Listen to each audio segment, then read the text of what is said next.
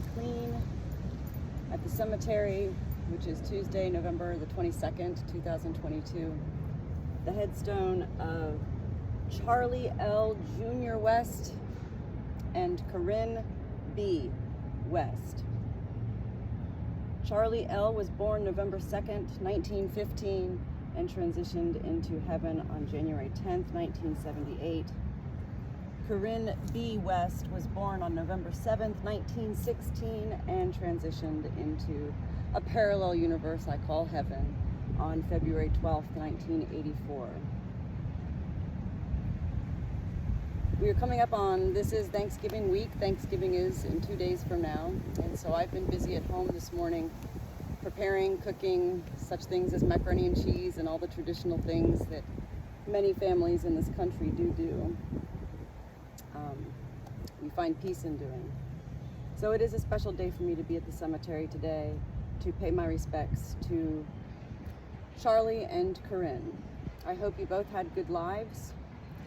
I hope neither of you feared your death. And I hope you both are continuing to enjoy all the benefits of being in heaven, being an angel, and being able to visit your families here on earth in such ways via signs, etc. With that being said, I'm going to go ahead and get started on your beautiful headstone here. It is not so cold today in Florida, but it is dreary, wet, yucky. And you know what? I forgot my new sponges. So hold on one second. Corinne and Charlie.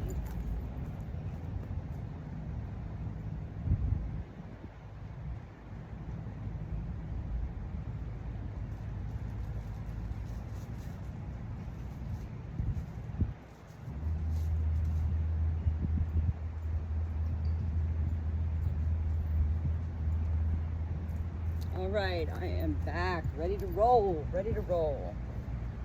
So, like I said, well, it is Thanksgiving week, and what begins to happen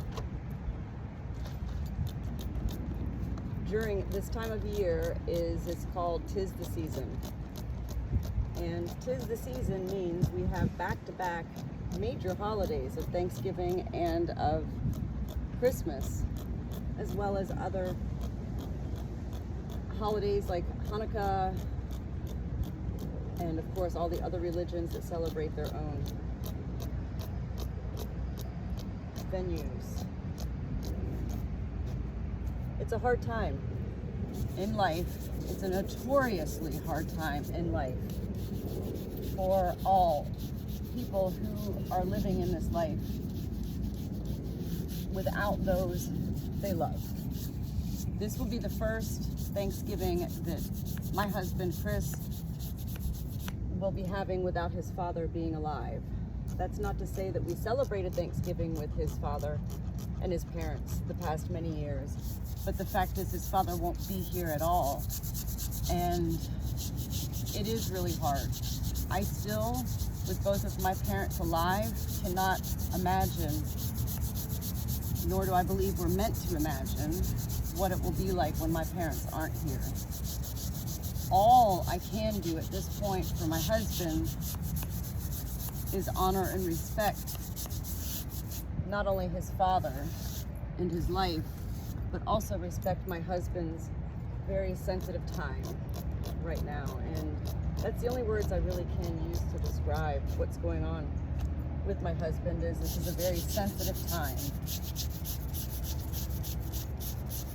I honestly, as I was driving here this morning, whenever I'm driving to the cemetery, I always fill myself with thoughts for life.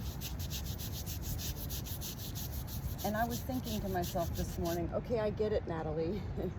Not many people are as close to death without being close to death as I am. And I also understand that, well, literally the majority of people in this world do separate themselves from death. They don't want to think about death. They don't want to talk about death. it is the unknown. And the unknown is what terrifies us in life. It's what makes box office movie hits. Watching a movie and you're wondering, oh my God, are they gonna do this? Are they gonna do that? How are they gonna survive?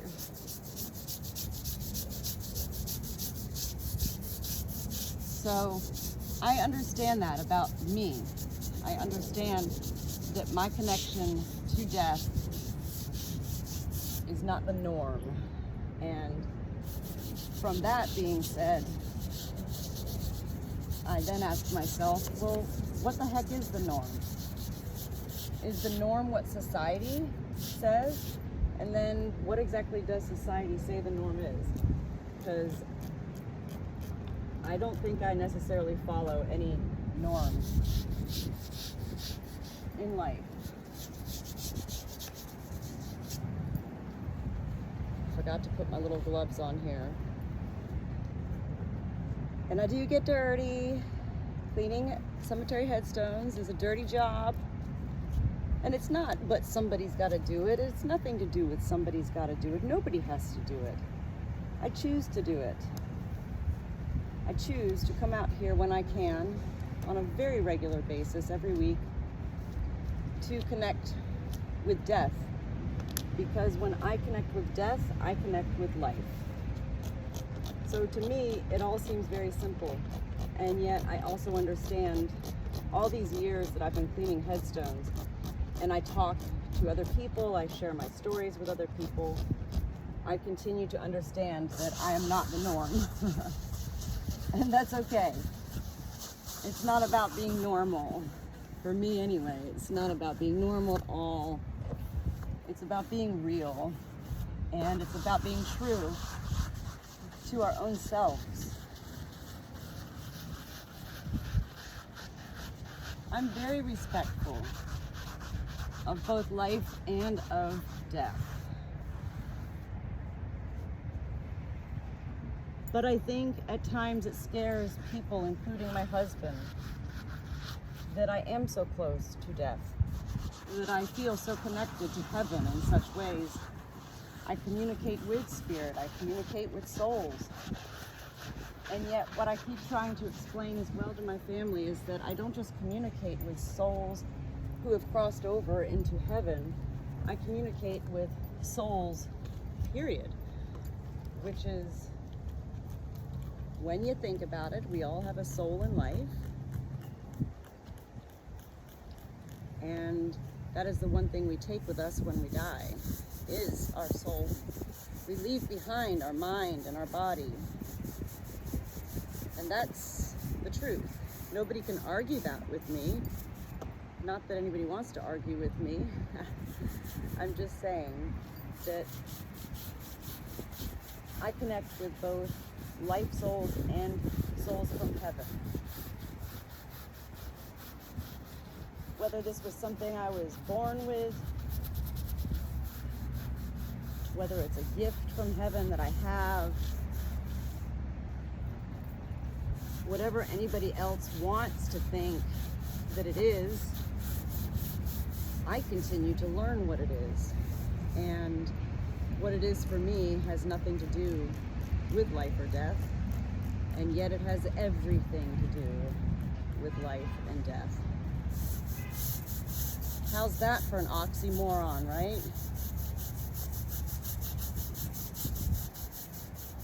This is a beautiful headstone, and I see that both of you were born around the same time. Charlie and Corinne. You were both born around the same time.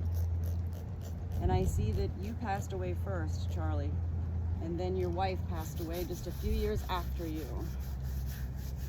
I don't know what other people think, but what I think is that's pretty beautiful. I remember watching my husband's grandfather survive for another 11 years, I think it was, 11 years after his wife died. People were trying to set him up on dates with older women. Yeah, he wanted company.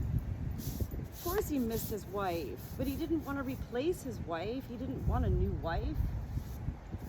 And that's to each our own. It really is. To each our own. But I remember for 11 years watching Grandpa Hughes and hearing Grandpa Hughes say, I just want to be with my lady. I just want to be with Dorothy. And it broke my heart. It broke my heart. For 11 years. I actually prayed for many of those years for God to take Grandpa Hughes and let him be with his wife once again. It was actually Grandpa Hughes's living days for 11 years that had me awaken to my own realizations that we don't get to choose when we die. It's not about suicide, and it's not about begging God or praying to God to take our lives. We all come into this life, I believe, with a blueprint. And that blueprint is something that can't be altered in any real ways.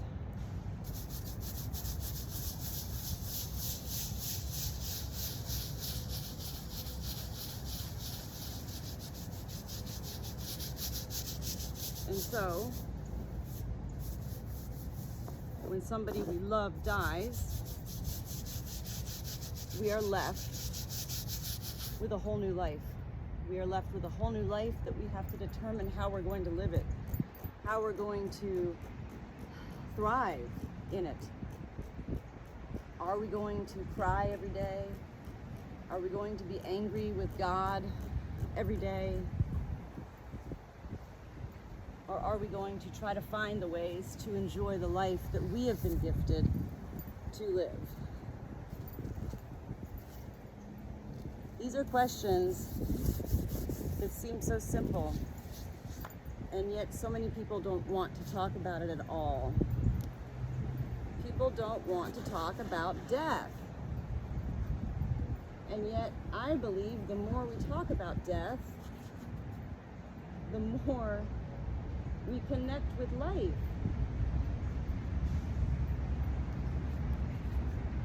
There's no denying how heaven communicates with us after we have gone. There's no denying the signs that come from heaven. Why do you think God created cardinals, for example? One of the #1 spirit animals that people say, oh gosh, I was just outside and I saw a cardinal. Oh, I feel that was my mother, that was my father, that was my brother. You better believe that was your mother, your father, or your brother. Absolutely.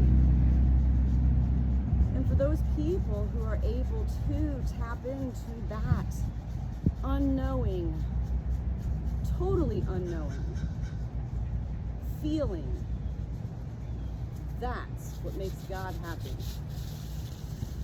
When we can tap into a world that we are told, actually we aren't told anything because nobody wants to talk about it. So we tap into a world that is only able to be discovered by our own selves. To me, I think that's all God really wants for us all, is to tap into our own heaven on earth. I haven't seen my parents in over a year. This is the longest in my 49 years of life that I've ever gone without seeing my parents in person. And I am sad. I do want to see them. I do miss my family. Nobody knows what could happen at any day to any of us. What I've learned is life and death has nothing to do with age at all. And yet it has to have everything to do with age, because we as a society want to believe that we are all born to die old. And yet the truth remains that is not the truth at all. We have babies that die every day. We have teenagers that die. We have young mothers, young fathers. We can't explain why it's our time, and we can't explain why God says it's our time. All we can do is try to find the ways to accept the realities of life and death. Nobody lives on earth in bodily eternal ways. I believe we all live on earth eternally in spiritual ways.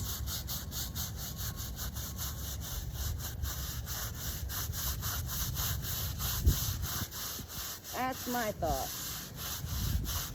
Early in Corinne.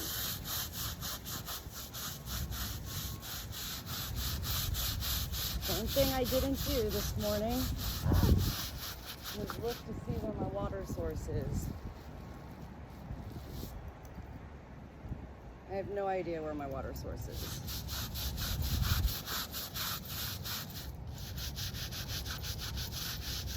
But I want to try to find the water.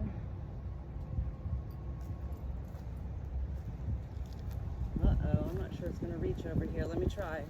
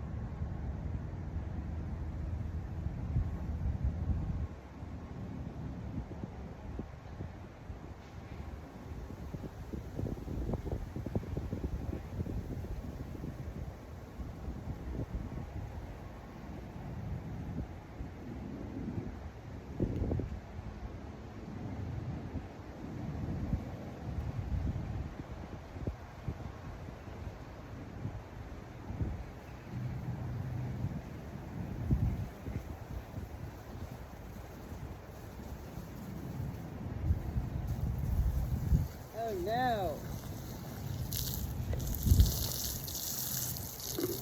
This is as far as the water works. Okay, I'm about to find another hose and see if I can get it to come up here. All right, hold on.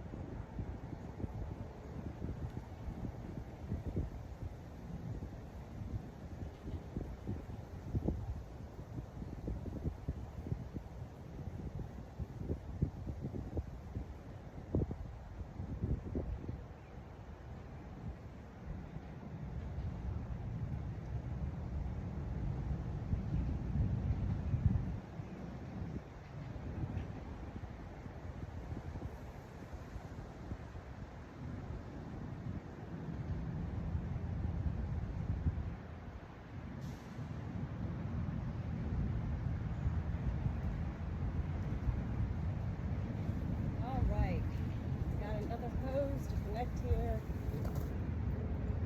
and now we can see what we got going on.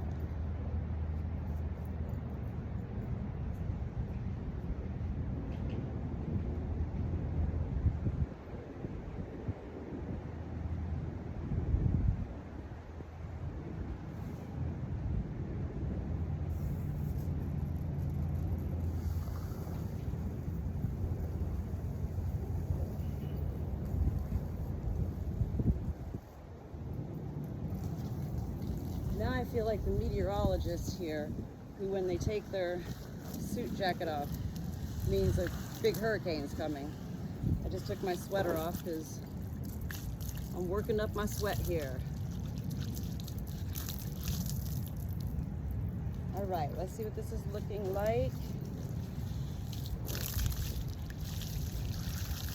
That's a very good start. Yay. Charlie and Corinne. I think I just have a little bit more scrubbing to do. This was actually not bad at all.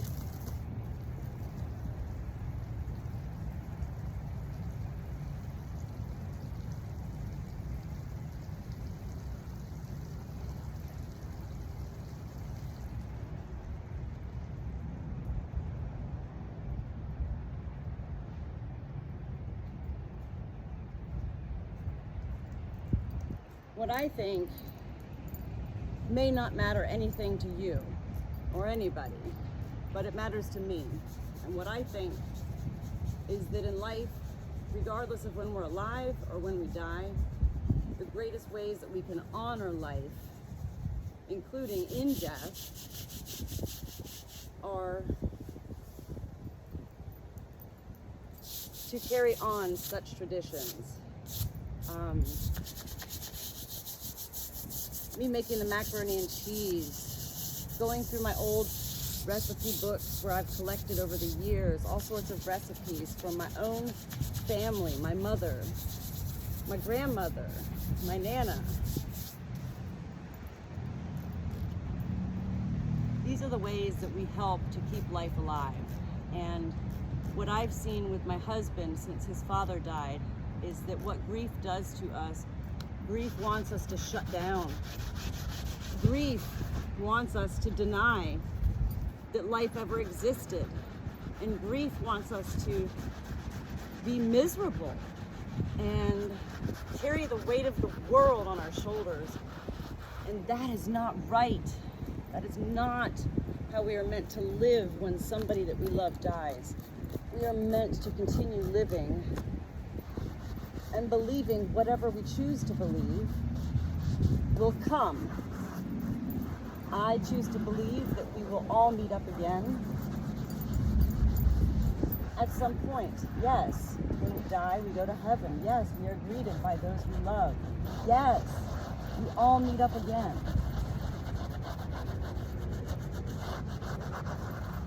Yes, we are sad that our loved ones can't be here with us anymore when we are still here and we want them here with us. Yes, I understand all of that. That is all very real. And again, I can't only relate, but so much at this point, to my own husband with his father dying in February because my parents are still alive.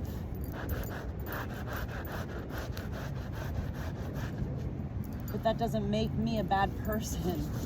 That doesn't make me uncaring. It doesn't make me anything negative that continues to come from the very grief that my husband is experiencing. When we grieve, we have to find somebody to release our grief on. We can't just carry that grief with us. That grief has to be released.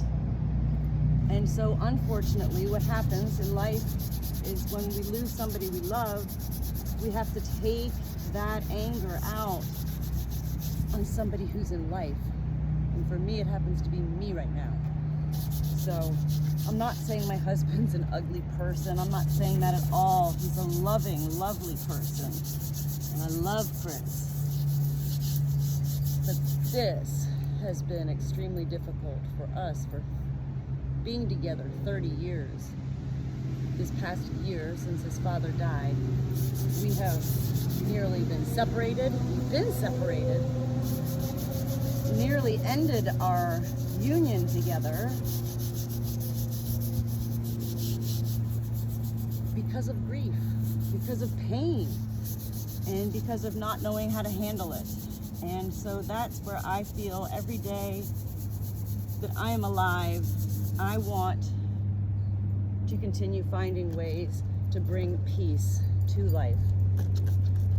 Again, I can't know what I'm going to feel when my mother or my father, when they die. They will die. We will all die. I might die before them, you know? I don't know. But we have to find two things: a happy medium, and we have to find our own heaven on earth. How do we do that? Well, that's what I'm here to share with you. How we do it is we do it by opening up our souls to accepting the truth. And the truth is, we are all born to die. We are all born to live. And we are all born to die. When we will die, none of us can know, even when we're given, such as one of my very good friends who just passed away 2 weeks ago at the age of 49. Never a smoker in her life, double lung cancer that had spread to her brain, her spinal cord, her hips, her legs. She was my dental hygienist for 10 years, a beautiful soul on earth, beautiful person. How in the world did she get lung cancer? And that's when you start to go into wondering, well, as a hygienist, she was around, working daily around radiography, x-rays. Is that what did it? Who knows? And then you go from there. Oh, should there be a lawsuit? I don't know. What I do know is this beautiful friend of mine, her husband lost his job at the very exact same time she was given a death sentence. She was given at her doctor's appointment. She wasn't even sick. She went in for something that was going on, and they said, you have 2 to 6 months left to live. Death sentence right there. What do you do when you're told you have 2 months left to live? I don't know what I would do. That's why I try to live every day, doing whatever it is I do and loving whatever I do. Death sentence.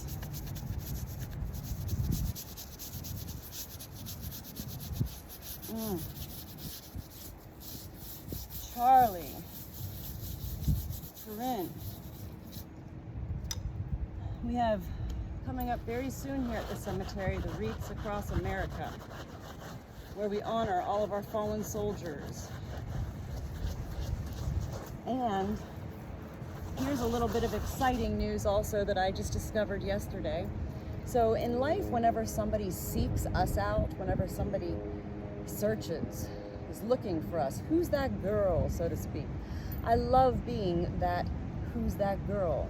I love living incognito here in the small city of Oviedo, where not many people know me, but those who do know me at the local venues of Walgreens, the Dollar Store, Publix, Aldi's, Goodwill, wherever I go, the farm and feed tack place.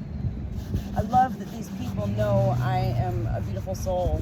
That's all they need to know. They don't need to know my life.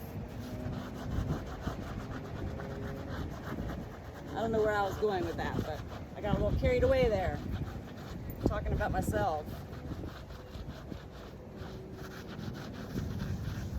All right, this is a beautiful job. And I'm most grateful today that I was able to bring actually poinsettias. Okay, first of all, there are a gazillion ants on the back of this headstone that all came up from the ground, red ants that will tear me up. Thank goodness I'm wearing jeans. And thank goodness for water, because they're about to all go nighty-night.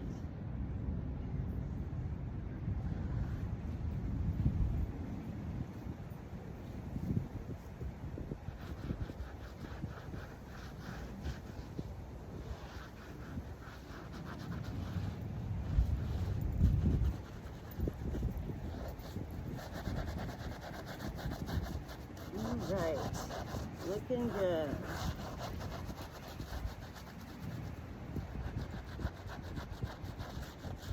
I'm going to go ahead and turn that water back on and see what we got here.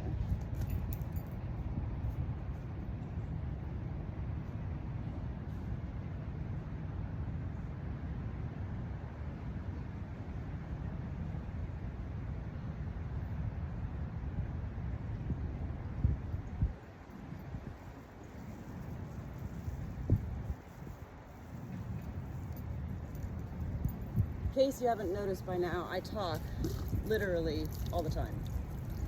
Yes, it's the truth. I do. I talk all the time.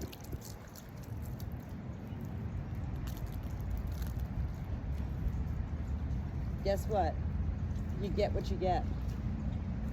You can either stay and listen, or you can click off the YouTube and not listen at all. It's not about me becoming a celebrity or of any known statues here. I just clean the statues, the monuments. And I feel good about sharing what I think. And I feel good about sharing a good deed. And it is a good deed to clean cemetery headstones. And it does make me feel very good to see the final product of a clean headstone.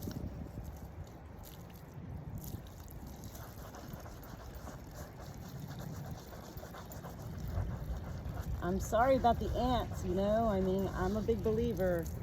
I don't typically step on ants to kill them, but you know, you come into my territory here, you're gonna die.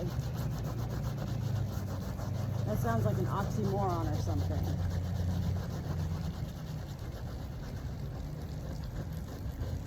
I'm looking forward to Thanksgiving with my family. I'm looking forward to going home today and continuing to cook and prepare all of the recipes that have brought me peace in my life.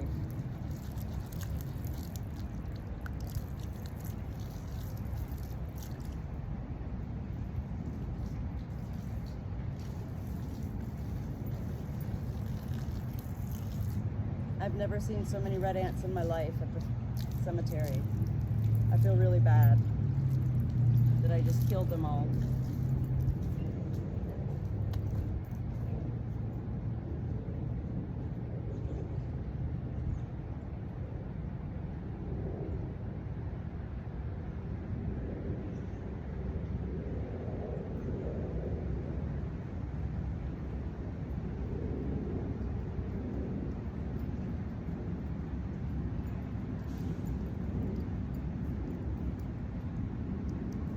Right, so also on that note, well, since we have Polly, our rooster, we decided many months ago after we got Polly, we decided that we're no longer eating chicken, which means we're not having turkey for Thanksgiving. This will be my first Thanksgiving ever without turkey. And the truth is, I don't miss eating it at all, and I can't eat it. It took me like 3 months to even be able to eat an egg that came from one of our girl hens. I don't know, call me crazy. It's just the ways I feel. This is beautiful. Good job. I'm still so sorry about all these ants. They're struggling. They're everywhere. Hopefully they do not come with me in my car.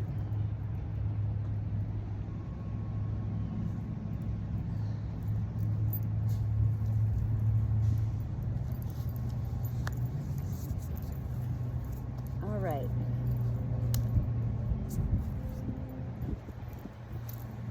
I really do feel bad about the ants. What can I do though? What can I do? At this point, if I don't get rid of them, they're gonna hurt me. And that's not cool.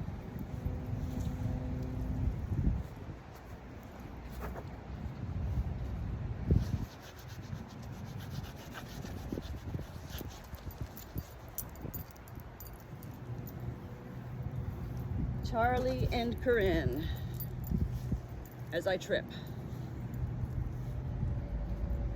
And ants. I hope you both continue to rest in eternal peace and enjoy all of the benefits of being an angel. And I thank you for taking this time with me this morning to listen to me just talk. Never a breath in between all my talking. That's who I am. And I love that every soul here at the cemetery understands as well as appreciates my voice. It's like my mother said, well, I've actually had a few of my friends die in my arms, or people, and they were friends. One was a stranger. And my mom said to me, it's very much so, Natalie, like your voice just puts us to sleep. I said, I'll take that as a compliment, Mom. I'll take that as a compliment. Here we have fresh poinsettias. And again, a beautiful headstone, all cleaned up. Thank you, Charlie and Corinne, for your lives.